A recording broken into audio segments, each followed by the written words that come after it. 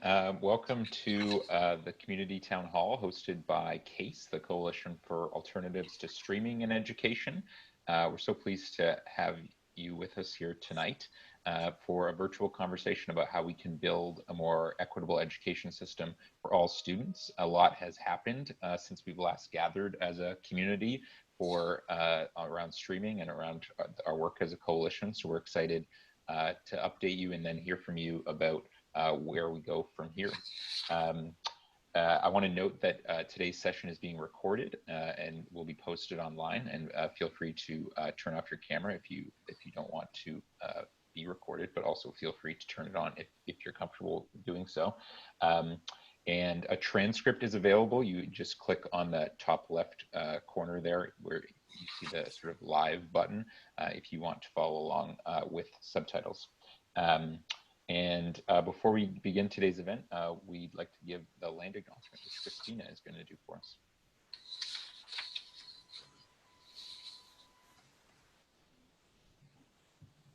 I was muted, my apologies. Where we are currently is, sorry, let me begin again. Where we are currently is on the territory of the Anishinaabe, the Haudenosaunee, and the Huron-Wendat. It is covered by the Dish with One Spoon Treaty, Treaty number 13, and the Williams Treaties. We acknowledge the ancestors of this land as Ontario's education system continues to be administered and exercise colonial power in Indigenous and racialized communities. It is important to reflect about what has happened, is happening, and what changes can be made going forward as to further a reconciliation process. We are committed to honoring our obligations to these nations, treaties, and to justice for Indigenous peoples generally. We hope to do that by including Indigenous voices in our coalition and centering the unique needs of Indigenous students in our work, who we know are disproportionately streamed in Ontario.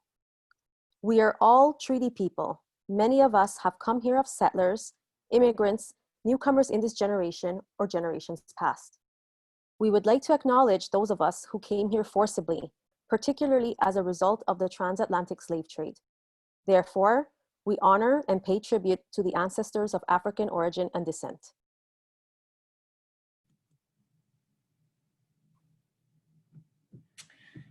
It is with great pleasure that I introduce IP, the poet. Thank you, IP, for accepting our invitation. IP is her artist's name, and her name is Deneen Dion Reeves, known professionally as the IP, the poet.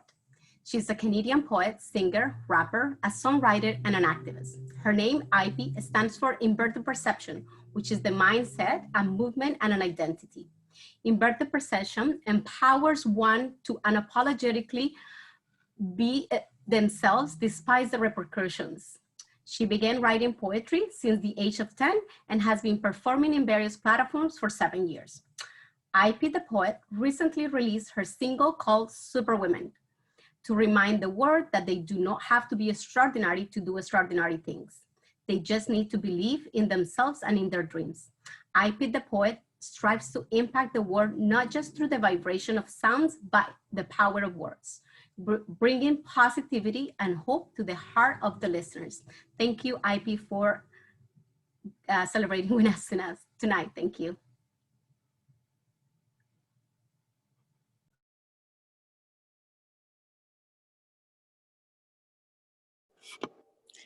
Hi.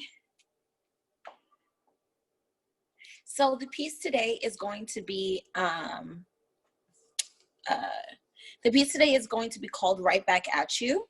And I wrote this piece a couple of years ago, just when I saw some disturbing things on social media. And I just wanted to remind people that, especially minorities, that they can accomplish their dreams, and specifically education-wise. So I hope you guys enjoy. Because one has a different skin pigmentation, we forget that beneath it all we have flesh. We have a structure constructed from bone, skeleton, cages that enclose around our lungs, ribs. We have small intestines, gallbladders, and kidneys. Like, are you kidding me? Who gave you the permission or the authority to prejudge me based on the blueprint that God created before he made me? Like I asked to be, in your words, a Negro. Sorry, lost track. Let's run it back. We all have life, equality, meaning the first layer of our skin doesn't state otherwise. That means your actions against us actually isn't justified. See, Elma K said it best. When will we not judge people by the color of their skin, but by the content of their character? But who cares? Dead bodies everywhere. Blood-stained streets. Blood that has ricocheted against your face. Lord God, blood-stained streets. Just another black, unarmed black man. No. Just another life, another father, mother, sister, aunt, friend, or lover, another human. And we are not asking for your sympathy, but we are simply calling back for true humanity. Where unity still existed humans, we are calling for people to have a heart, to stop being so cold-hearted by creating cold headstones, symbolizing head counts of how many of us you have killed, bullet wounds on our skin due to your narrow-mindedness, narrow-sighted individuals blinded by your ignorance, but see, it's your ignorance that's committing your suicide. Because every time one dies, so do you. Every time one dies comes insanity, doing the same thing, expecting a different result.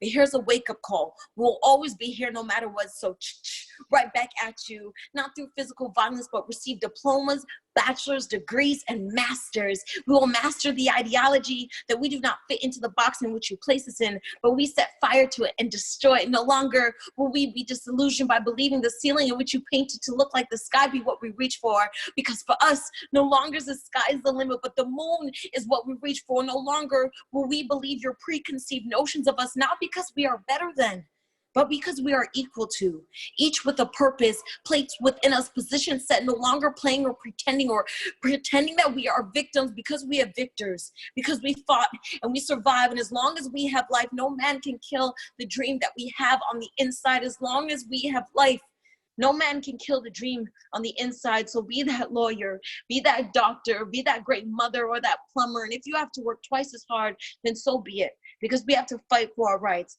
to be awesome, to be great, to be successful, to be alive in everything and all things that we do. So right back at you.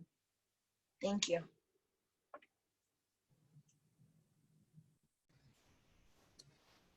Thank you very much for that piece, Danielle. It really helps set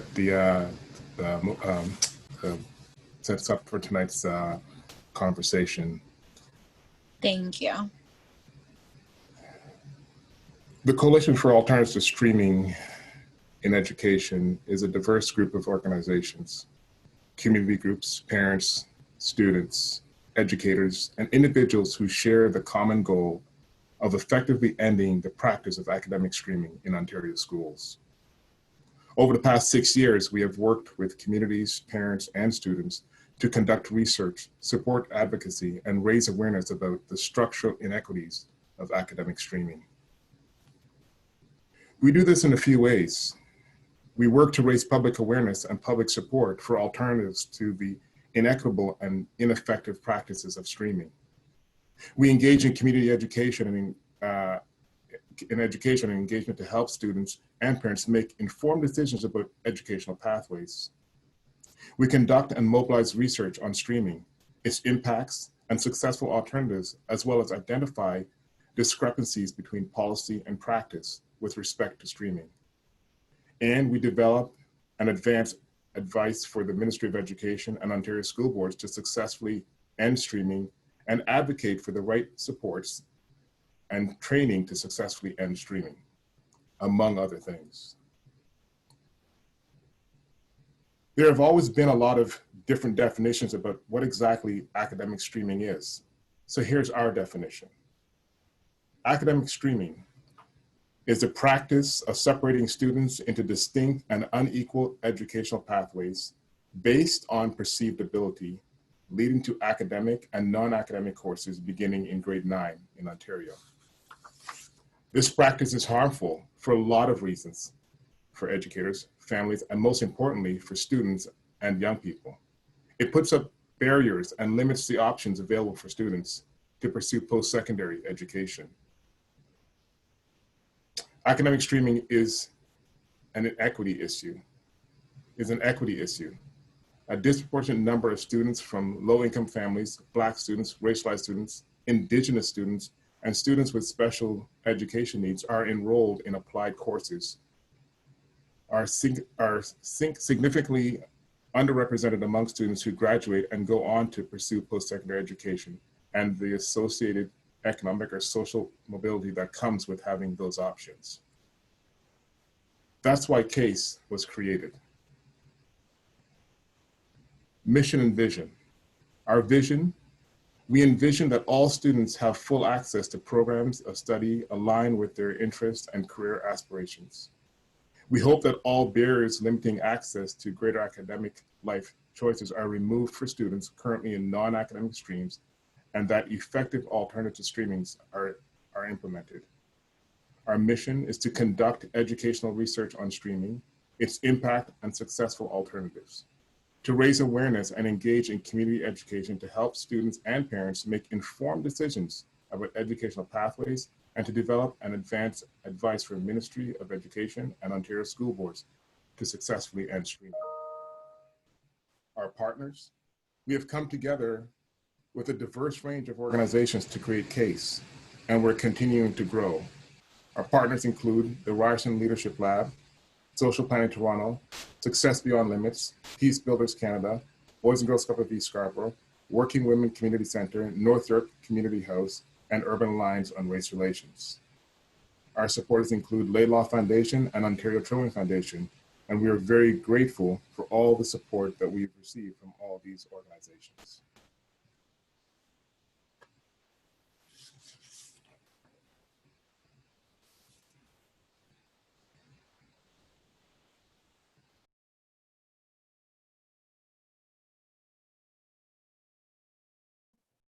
You might have to unmute there, Winston.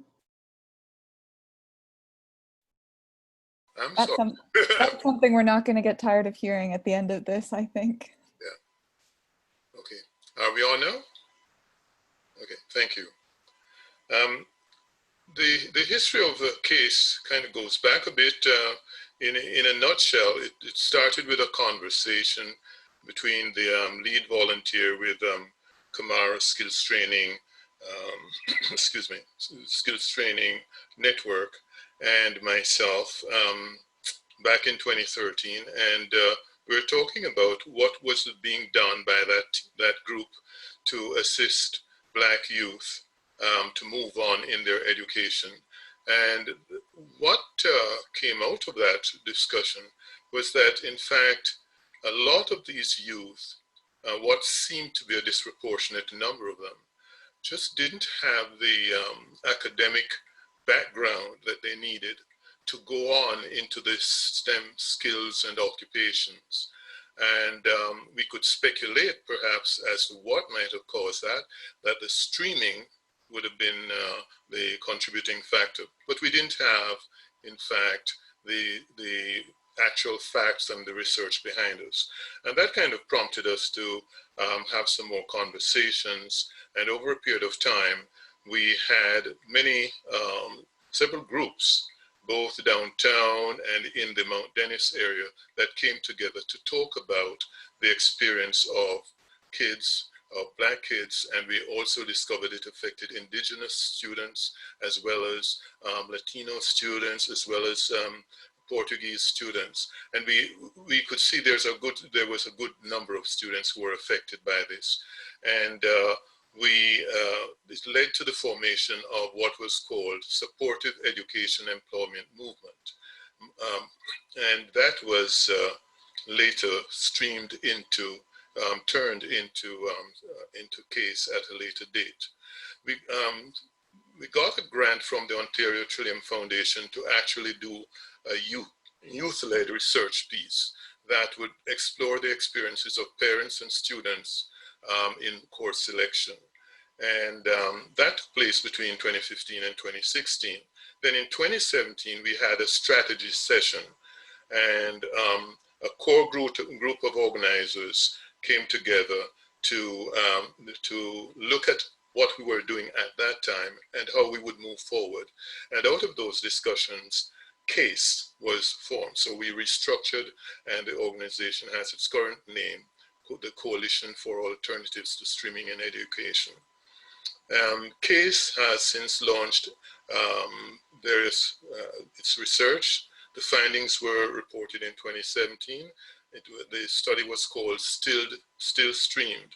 And the conclusions from that were that the process of streaming was both complex and inaccessible, and it lacked the adequate support that was needed for both parents and students, and it affected the same very groups that we were talking about.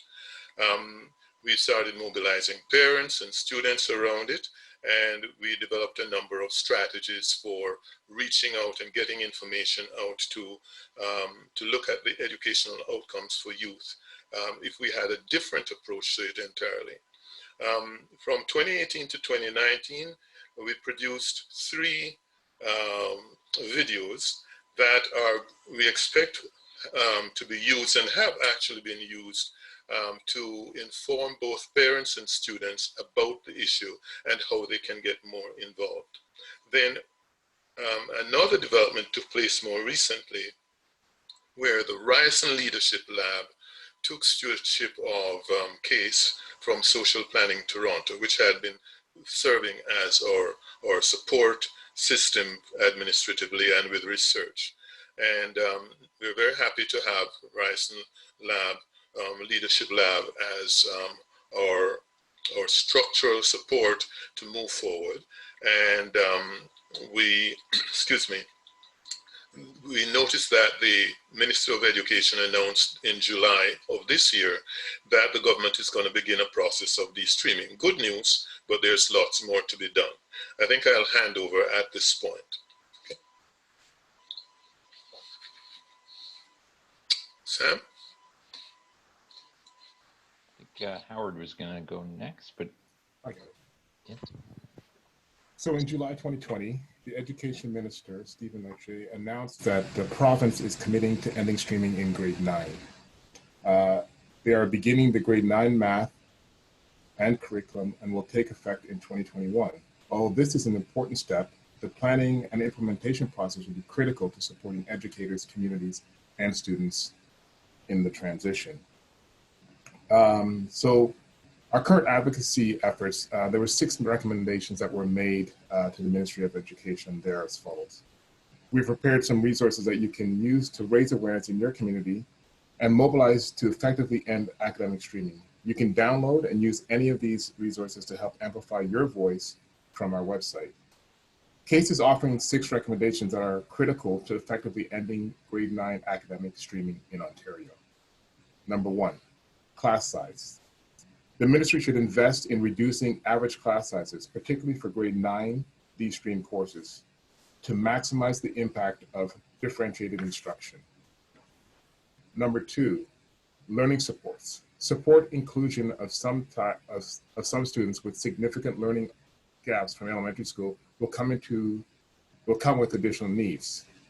Targeted new investment in resource teachers, educational assistants, and special education supports will enable school boards to develop appropriate support and recovery programs. 3, professional development.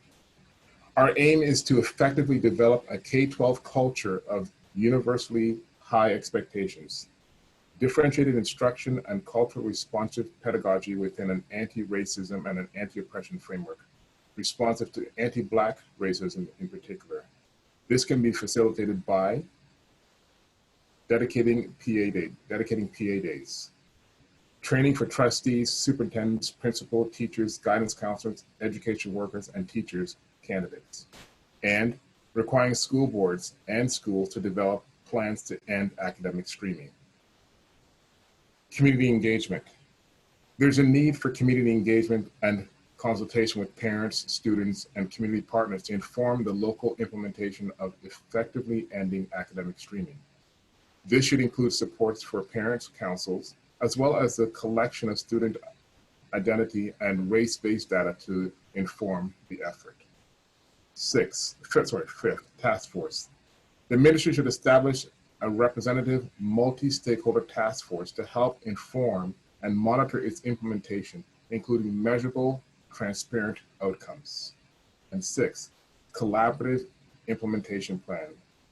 This task force should be responsible for informing and developing a collaborative implementation plan, including an expansion of the ministry's efforts to, at minimum, include grade 9 English and science. A plan to ensure streaming is not simply postponed to grade 10. A critical analysis of existing streaming structures in elementary schools, such as special education processes that exacerbate learning gaps, and mechanisms to inform and monitor implementation at local school boards, including the potential of local planning tables.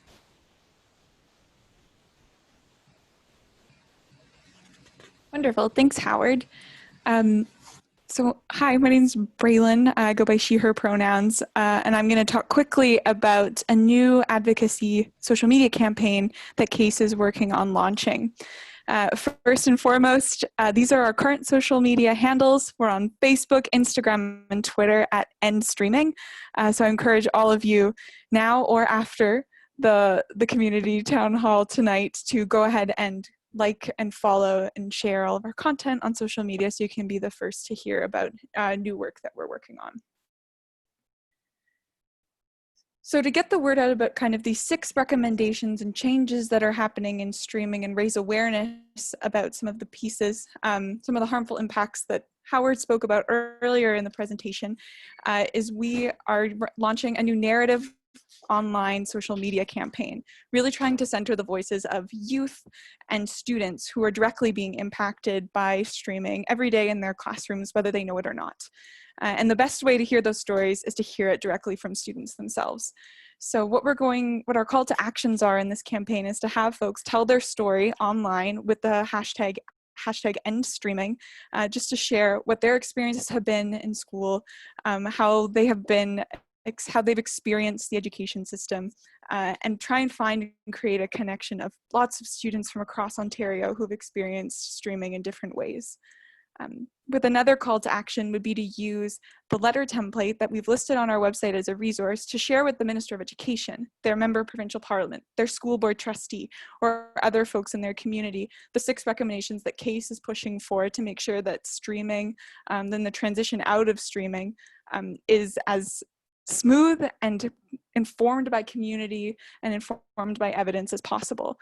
So share their story and then give this, write this letter to their elected official of choice to share their voice and make their voice heard. So we encourage all of you to participate in this or connect with us if you would like more information, or if there are students in your community to get involved in this campaign. Awesome, thank you, Braylon. And we're almost ready to hear from you, but we wanted to provide a bit more background on the structure of the coalition itself. If there are any folks here today who are thinking about wanting to get involved, everyone is welcome. You can join and sign up on our website now, which is endstreaming.org. We have a steering committee that meets monthly that is made up of the representative organizations. We're always looking for more partner organizations as well if anybody is interested in joining. And then we have 2 working groups that meet on a semi-regular basis about once a month or every other month. And I'm just going to talk about them briefly tonight, which anybody also can join. And we just threw in the chat a Google form if you want to sign up for any of them. So the first is the Communications and Outreach Working Group. So they work to manage all of our external communication, the website, the social media. They plan events like this great event today, and sort of plan and execute all of our awareness campaigns like the one that Braylon just talked about. And so we're currently working on that campaign. So we could always use more help generating, social media, helping with events. So if that's something that excites you, please feel free to sign up. And then the second working group is our Research and Advocacy Working Group. So they're responsible for leading our research initiatives and collaborating with other organizations and researchers doing work in this space, helping develop our advocacy positions and strategies like the 6-point plan that you just heard from Howard. We're always trying to refine that, and then also help us actually go to the meetings where we're doing advocacy, whether it be with the provincial government, with school boards, other stakeholders, and coordinate all of that work. And so we're currently collaborating with a bunch of researchers, as well as continuing to develop our advocacy position. So if that excites you, again, feel free to sign up for the working group. We're always looking for more help, and the Google form is in the chat. So we've been doing a lot of talking, but this is sort of a rundown of what we have been up to. We're excited about where it's going, but we want to hear from you. Given the number of people on at the town hall, we're going to break out into breakout rooms now, facilitated each by a different member of our steering committee. And we have some guiding questions here that we'd love your feedback on, but also it's just an open forum if people have comments or questions as well. So we want to hear from you what's needed to successfully de-stream Ontario schools. Is our 6-point plan the right plan? Are there other supports or resources needed? And then secondly, what actions do we need to take to make this a reality? We have a long road ahead in Ontario to make this a success. And what more should we as a coalition or others be doing? And we'd love to hear from you. So we're going to go out and do that for about 15 minutes, hear from all of you, and then come back and sort of consolidate what we heard and wrap up by 7 o'clock is the plan. It should on your screen very shortly send you to a breakout room, and you just have to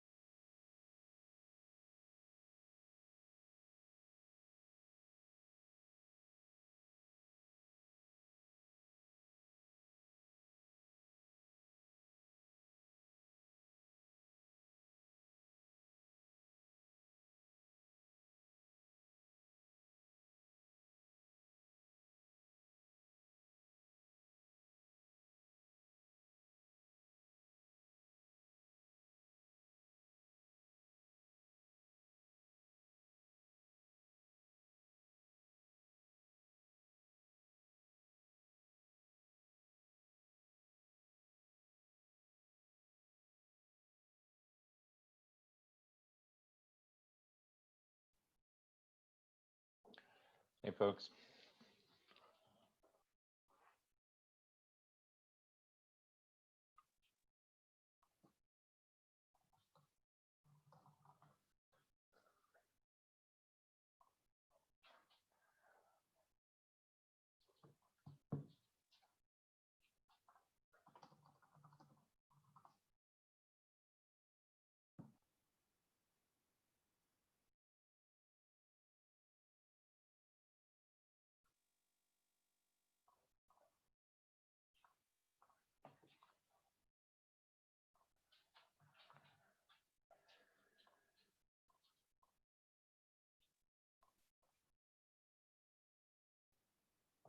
Welcome back, everybody. We're just going to give, I think there's one more group, maybe not.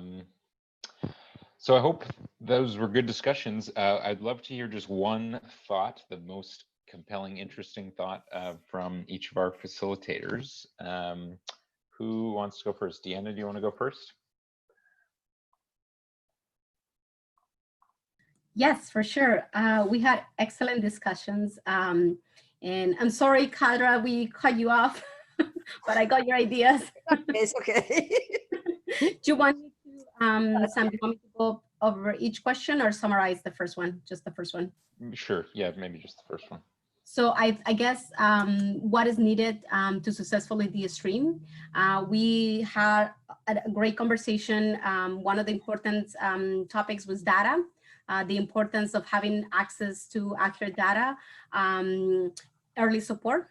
It was the main component of our conversation. It is important to have early support and intervention, and especially creating support systems in grade 9 and grade 10, because even already in academic, there's already lower expectations. We had an important point bringing identified gender racialized expectations in girls who are already being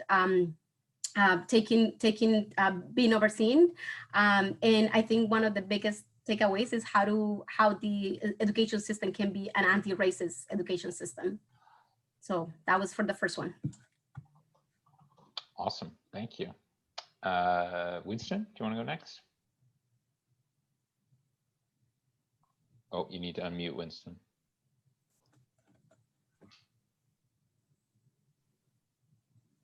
Wow. Oh, there you go. Oh, there okay, you go. can you hear me? Yes. Okay, sorry about that. A point that came up, we were kind of getting into it when we were herded back into the big room, was the issue of the gap between students who are at a performance level that's way different from the level. So for the example given was of students in a student in grade 9 English, but the performance level is the grade 3 or 4. What's to be done to close the gap in that kind of situation?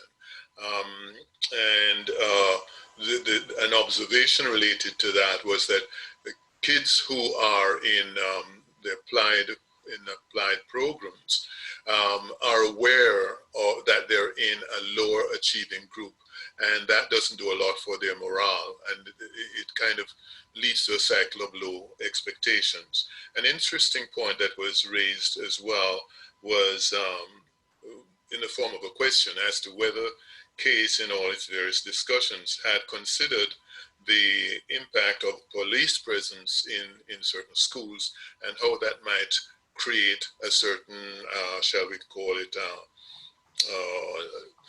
not too healthy learning environment, that the kids feel that they're not highly motivated to achieve. So that's pretty much what we managed to cover. Awesome, thank you. Gary?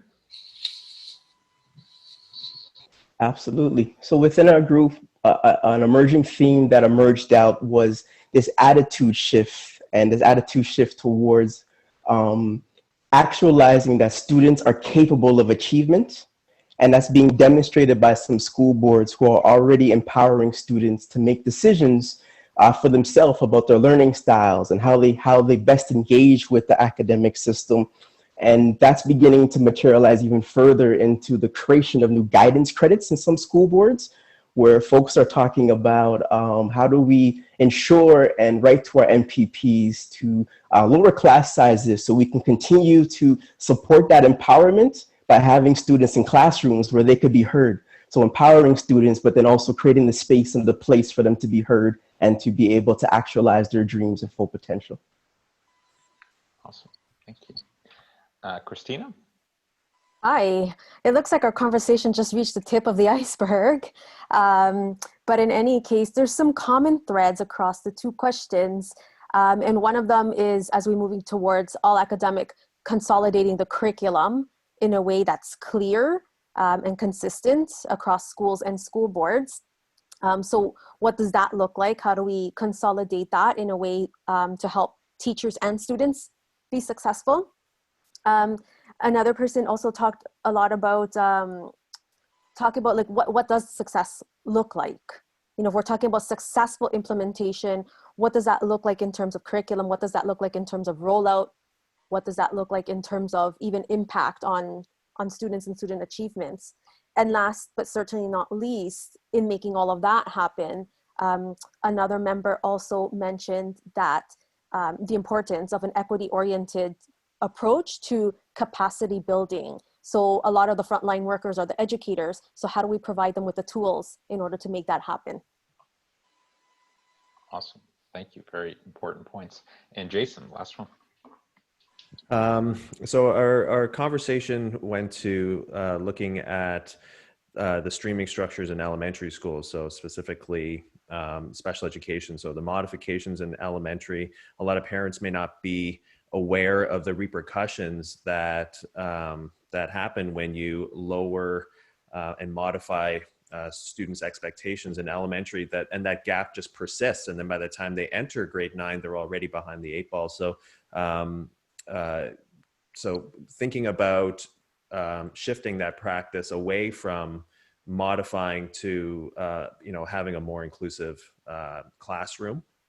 And then also bringing in post-secondary into the conversation as well, because the purpose of ending streaming is to really increase access to post-secondary, so they need to be into the conversation as well. Totally. That's great. Sorry, sorry about that. Sorry, the joys of working from home. Does anybody want to add anything that they feel like they really want to say that they didn't get it sort of summarized before we wrap up? Yes, I do actually. Yeah, go ahead. Because when we went into actions, and that was the part where we were caught up, but I think one of the important things that one of the members mentioned, participants mentioned, is the more access for advocacy for ESL students that oftentimes end up being a stream, and a cultural response approach to teachers' performance and evaluation was one of the actions, as well as the first cohort, as we de-stream, will be the ones that will be in a problematic situation. So how do we think differently in how we're gonna address those as we move on along with de-streaming? Just wanted to add that. Awesome. And I'd also love to add from our conversation the ideal of engaging decision makers. So principals and superintendents, to ensure that they speak up, that this is an important topic. But in doing that, remembering that we need to support our teachers. The teachers are working very hard. And if we can create environments where they can work together and support one another, we create better environments for them than to support the students that are in need as well. Can I just sort of say, hi Winston, how are you? Hey, It's Joseph. Joseph. I don't want to put a wrench in the works, but I'm just wondering here, if you end streaming, what does the post-secondary education have an input in this? Do they have any input at all? If you end streaming, let's just put it basically, if you end streaming, everybody does academic. Is that level enough for the post-secondary education to say, yes, they can take the courses? Or do they have to do what they normally do in the colleges and do a prerequisite program? Have you looked at that part of it? You can then stream in the schools, but when they've left school to go to university or something else, are they at the level of what is going to the next stage? Right, I think it's an important point, yeah, about making sure that post-secondary is brought along and there isn't hidden structures of streaming. This is the issue. This is what we went through when myself and Winston first met, and we spoke about this.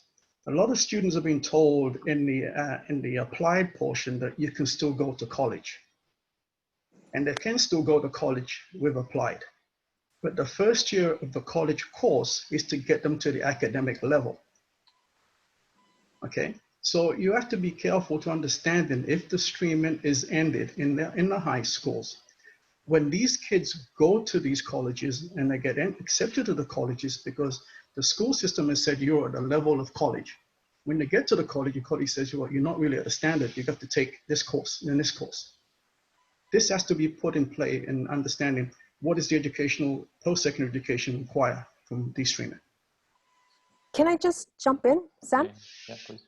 Yeah, and then Jack also wants to say something, but just a very quick point that was also brought up in our discussion is about the need for a framework for the whole province, like some sort of consistency, because it's not enough just to say whatever the minister said, oh, we're all gonna de-stream, but what does that look like across the province? And then where each board can take that as a sort of, it's a little bit of a tangent from what you're saying, Joseph, but at the same time sort of addressing it in a bit. And then just to provide all boards with a framework or something consistent of sorts, and then they can look at the data in their schools and then customize based on that. So yes. it would be a targeted plan, but a plan that is based on some sort of consistent set of guidelines or set of principles. Yeah. Sorry, am I able to answer that question directly? We shouldn't have any doubt about the fact that when we allow students the opportunity to all be in the academic stream, that prepares students for any pathway, not just college, not just the world of work, but university as well. So in the academic stream, you have access to all pathways. And I think that's the point of ending streaming, is to keep every door open. And so there's no question at the university level that if someone has taken academic and then university stream courses, that they have access to all streams. So in other words, somebody with university courses also qualifies for college admission. And so we should be 100% clear on that, that post-secondary in a completely de-streamed grade 9 and 10, where academic is the standard, and then those who move on to university stream courses have access to all the pathways. And I think one of the things that we want students to have the opportunity to do is to make any choice they want and to keep every pathway open to them as long as possible. Yes. Thank you. Yes. Thank you, Jack. So I think we'll wrap it up here. So thanks everybody for coming, and really rich discussions. Like I said, if you want to stay involved, we're meeting and working on this constantly, and you can reach us by email. Our email's on our website at endstreaming.org. We'll also be sending you all an email tonight with some links both to the slides from tonight as well as the link to sign up for the working group, and I've already seen a few people have sent in their responses, so thank you for that.